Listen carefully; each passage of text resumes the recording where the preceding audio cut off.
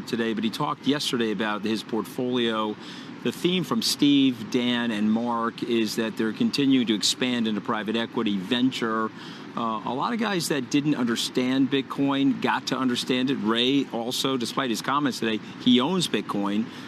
Steve, Dan, all of these guys have made investments moving into the crypto space. You know that Skybridge now has about $700 million in crypto. We're starting an Algorand fund, which was announced here.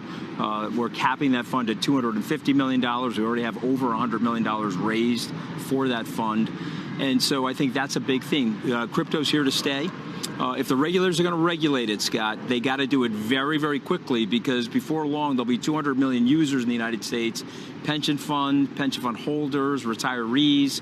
And I would tell the regulators, this is a lot like Uber. The regulators wanted to knock Uber out of business, but the people wanted Uber, and the people won. So if they're going to regulate it, as the rhetoric is being spoken about, they better do it quickly. All right, well, you mentioned both Ray Dalio, Bridgewater. He talked to Andrew about crypto, but so too did the chief regulator, Gary Gensler, yes. The SEC. I want you to listen to what he said today on CNBC earlier, and we can react on the other side. Let's listen.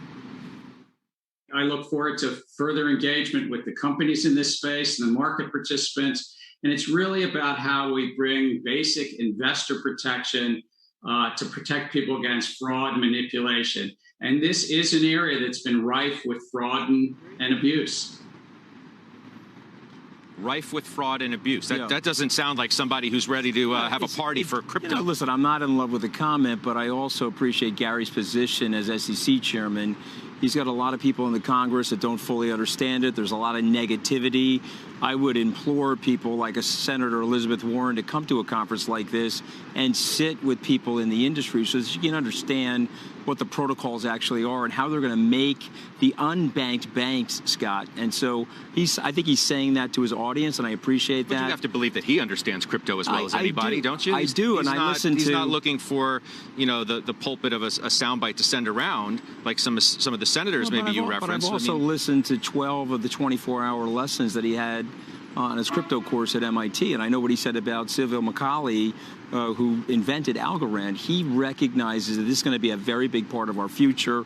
He was signaling yesterday he would love to get some guidance from the Congress. You guys write the laws. Tell me directionally where you want to go. I think I admire him due to his caution. I get the rhetoric. He was right about that many years ago. Mike Morrell wrote a white paper recently that said, wait, a lot of that stuff is no longer the case as it relates to fraud. In fact, on the Colonial Pipeline transaction, the FBI, I think, secured $2.3 billion of cryptocurrency, Bitcoin, after the ransomware attack. And so I think what we're learning is it's not there as much as it was in the past. And I think we got to get everybody up the curve in terms of the education. That's what I like about what we did today. And the last couple of days, we bridged people from the institutional community into this space and to try to get them more comfortable. And I just tell people, listen, please try to understand it. Light up the fire of your intellectual curiosity. If you don't want to invest in it, have a compelling reason why, not some jingoism or something. Hey there, ALGO Gators. Don't forget to check out my NFTs on AV2. Follow me on Twitter at AlgoGatorIRL. We didn't really see too much movement in the price action today. Hovered around $2. Briefly went below.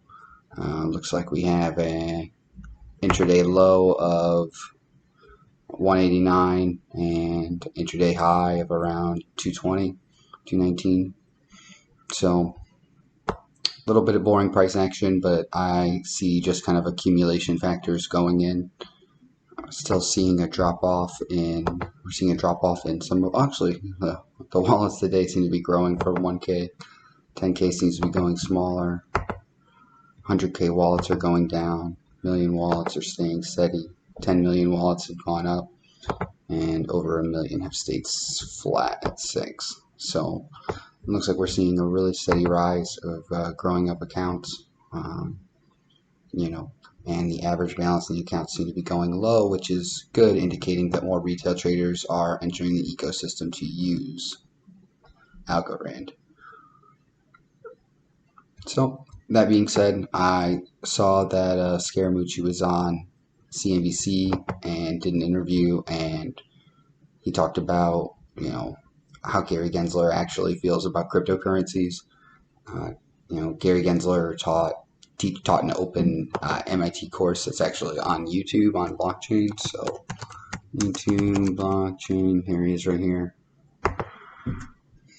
And you can actually see his videos of him going through blockchain basics at MIT.